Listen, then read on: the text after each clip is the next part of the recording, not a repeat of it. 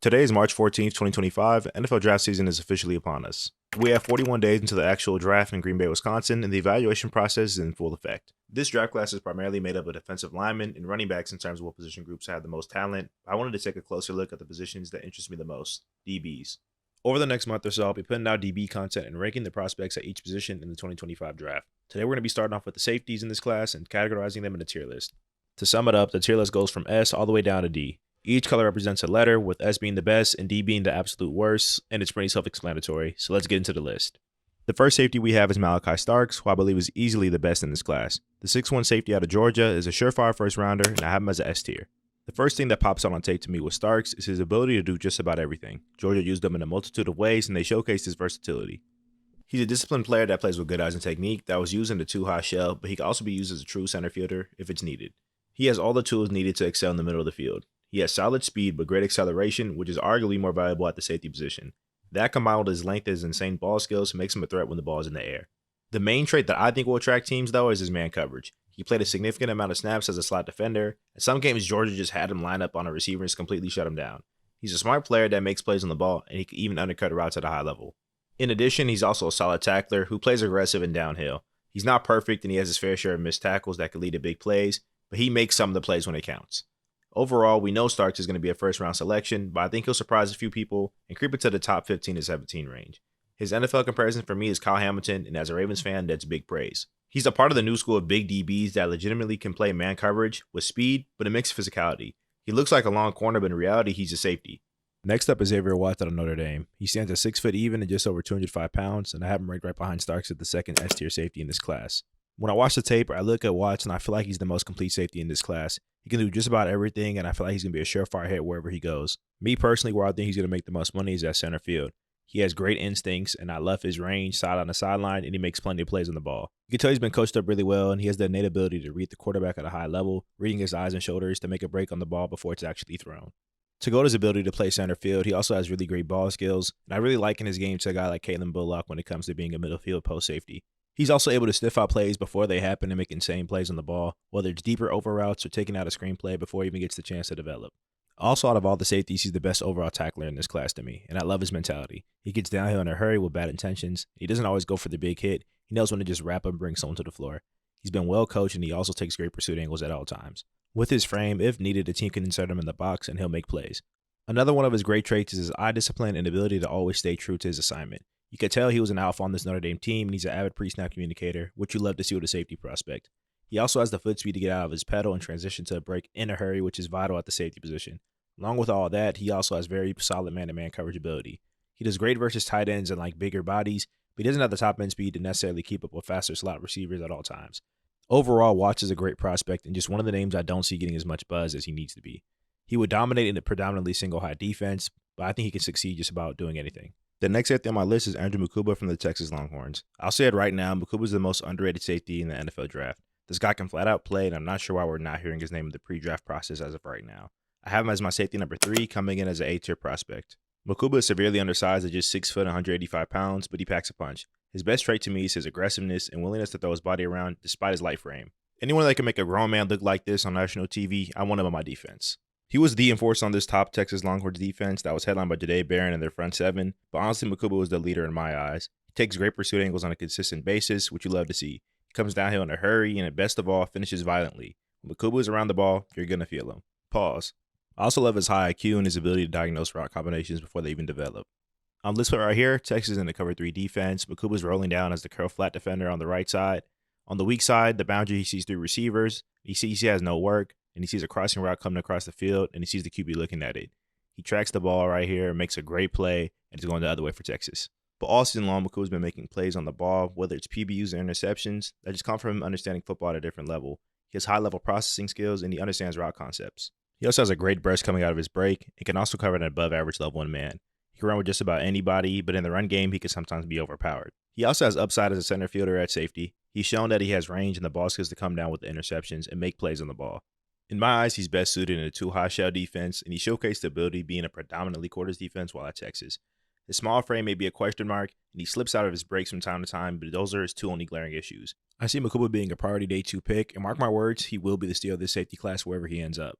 Now we're going to go over who I think is the most overrated safety in this class, Nick Emmanwori out of South Carolina. Emmanwori is an athletic specimen at 6'3" and 225 pounds, and I have him as a mid to low B tier safety on my list.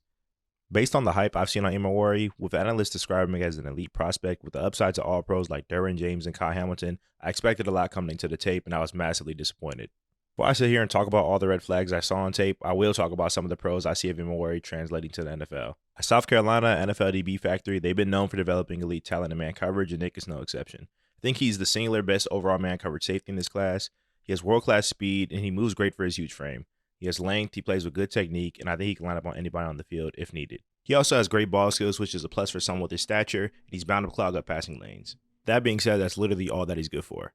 Again, at 6'3", with comparisons to physical specimens like Kyle Hamilton and Derwin James that are known for being enforcers, you would expect some kind of thumper, but Emmanwori is the exact opposite.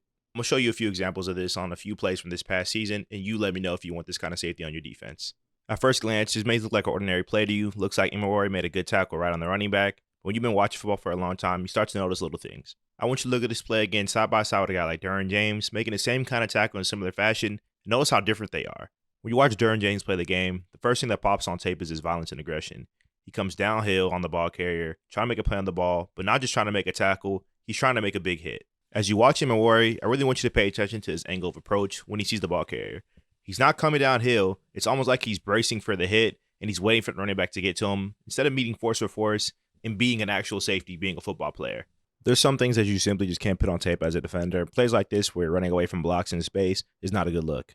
Another prime example is right here. They hand the ball off inside the 5-yard line, and Emmanwori is the one guy that's unblocked. It's him and the running back in the hole. He doesn't want to fit up, doesn't want to hit him, and he gets to the end zone for an easy touchdown. So whether it's tackling in the box or the open field, he struggles massively, and he takes bad pursuit angles on a consistent basis. As big as he is, he would have to be inserted in the box at some point. I've even seen people say that he'll be a linebacker more than a safety, which just goes to show that people don't even watch the tape. You see a guy that's 6'3", who's fast, that plays in the SEC, and you automatically throw a first-round grade on him. Also, going back to him having great ball skills, there's a little more context to the situation. A lot of people point to these as strong points for him, but when you watch the film, it's not like Emmanwori is doing anything special. Most of these picks were terribly ill-advised throws by the quarterback that simply wouldn't happen in the NFL. He also has iffy eye discipline, which is something that can definitely be coached up, but it isn't a great sign, especially for someone projected to be a first-round pick. Realistically speaking, Emmanwori wouldn't even be a day one pick if he was 6 foot, but I have his draft grade as a high second-round pick. I honestly think he would do really well as a slot cornerback in a predominantly man defense with a good front seven in front of him. If you do have him at safety, I think he has enough range and the speed and length to be a solid backside safety that can be hidden versus the run and cloud coverage. If you're looking for an NFL comp, I really don't have one. You don't really see guys at his height and length that are really good at man coverage with that kind of speed, but not really able to tackle. So he's kind of one-on-one in that sense. I'm not saying he can't do well in the league, but it's definitely going to be based upon who he gets drafted to and how they choose to use him. Next on the list is safety Sebastian Castro from Iowa. This is where we start to veer off the traditional guys that play safety in this draft, and we kind of shine a light on guys who are going to be exclusively slot defenders when they get to the league. Castro's 5'11", he's a little over 200 pounds. He was a part of a stout Iowa defense that's always been known to have disciplined DBs, and he's a great example of that. He's a solid, strong safety who plays with great strength for his size and sound technique. Castro played mostly as a nickel defender for the Hawkeyes in his career, and he's been pretty good at it. He's not a blazer by any means, but he can hold his own in man coverage with solid ball skills. His best asset to me as a prospect is his ability to insert in the box. He can block shit and he can make a difference in the run game. He's also a very good tackler, whether it's in the open field or in the hole against the running back. Overall, I think Castro will be a depth piece for a team in the latter rounds of the draft. He'll be a great contributor on special teams, and he can come in on third down and make plays. My NFL comp to him is another Hawkeye and Geno Stone. Malcolm Moore is the next nickel defender in this class that we'll be taking a look at. At 5'11" and 196 pounds, he's been a staple of this Alabama defense the last 4 years, playing meaningful snaps since he was a freshman. I have him as a high tier safety in this class. He was a second-team All-Conference selection in 2020 and a first-team one this past season, and he provides a good amount of versatility as a prospect. He saw a good amount of snaps at both slot and a true safety and showed his value in both. He was a captain and a leader on this team, and you could tell on tape with his pre-snap communication. He's great as a man defender, and he showed he can match up against tight ends and even receivers. Back in 2023, he had a battle versus eventual first-round pick Malik Nabers, and even though Nabers had a couple big plays, Moore held his own. He may not be able to sit in man on a consistent basis versus the fastest receivers, but that's not something that's asked of many safeties in the league to begin with. He's also a physical player who can play in the box, and he isn't afraid to fit up on running backs. With his stocky frame, he's shown the ability to tackle in the open field, and he's very disciplined in his run reads, which leads him to a lot of tackles. As a true safety, Moore has shown the ability to be able to play as a single high safety if it's asked of him, but it's definitely not his best spot. This past season, they asked him to hold a lot of disguises, which he handled well, and he does a good job of not giving up big plays. He's an average center fielder at best, but he has solid ball skills, and he plays with good eyes. I project him coming off the board as a day 3 pick, but in the right scheme, he could work his way up a depth chart and really be a difference maker. His leadership and intangibles will definitely take him places, and his NFL comp for me is Deshaun Elliott of the Steelers. The next prospect we're going to be talking about is Billy Bowman from Oklahoma. He's an undersized safety at 5'10", 190 pounds, but he plays bigger than he is, and I have him as a mid to low B2 safety in this class. From the very first snap I saw Bowman, I could tell he's an explosive player with great speed and acceleration. I'm sure he has a track background of some sort, and he can cover a lot of ground really fast. As a center fielder, he possesses all the athletic traits that you need to excel. And at Oklahoma, they had him play a middle runner role often, which is similar to playing the deep third. Bowman is also a good tackler who plays aggressive and physical for his stature, which you love to see with someone as fast as he is. Oklahoma moves him around a lot, so he had the ability to play the slot or true safety as needed. He's solid in man coverage, and just in general, he's smooth in his pedal and his transitions. Like I've already harped on a couple times, he's a twitchy athlete with great speed, and he plays physical. He's overall a solid player with good ball skills, and he's just another one of these underrated DBs in this class that has a chance to be a difference maker in 2025. I project him going mid-day 2, and he reminds me of Jalen Petrie as a prospect when he was coming out of college. So this concludes my ranking of the top safety prospects in this class, and here's the list in its entirety. Guys like Andrew Mukuba and Xavier Watts are flying under the radar massively right now, and you've barely heard their names talked about. I guarantee you in the 2025 NFL season, you can come back to this video, and you're going to see these guys making plays just like I predicted. In all, you guys let me know what you think about the list, and I'm sure I'll get a lot of SC fans in the comments upset with me, but that's just fine. I know I missed a few guys, so let me know where you think they stacked in this list, and I'll be back with my corner rankings in a few weeks. Stay tuned and God bless.